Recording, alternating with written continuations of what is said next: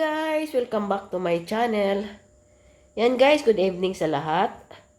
So ngayon, ang topic natin ngayon ay tungkol sa dito, factory dito sa Pulong Yantok ng Bulacan. Grabe ka baho. Yung mga tao na na i-stress na sa baho ng guma. Araw-gabi nagsusunog. Grabe kabaho talaga. Ang dami. Parang yung sipon mo, yung sakit ng ulo mo, ubo, hindi mawala-wala. Dahil sa na yan, sa factory na yan, nagsusunog ng guma. Kahit nireklamo na yan, ayan, nag-stop lang ilang buwan, nag-operate na naman.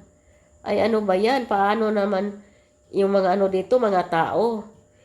Sila, gusto lang kumita, namang yung mga tao naman, maglalabas ng pira pagpagamot. Tapos pag kumuha kami ng mga gulay sa paligid namin, kailangan hugasan namin mabuti bago namin hihimayin.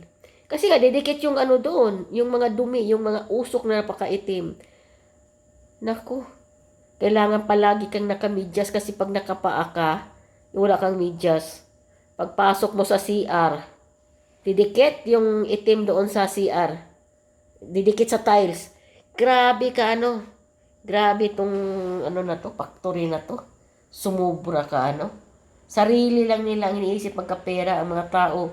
Dili na naisip kung anong naramdaman, anong problema sa mga tao.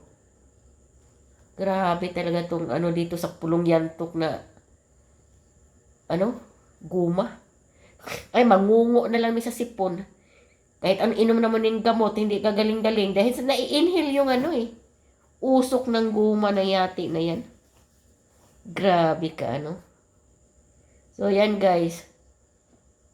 Hanggang dito lang.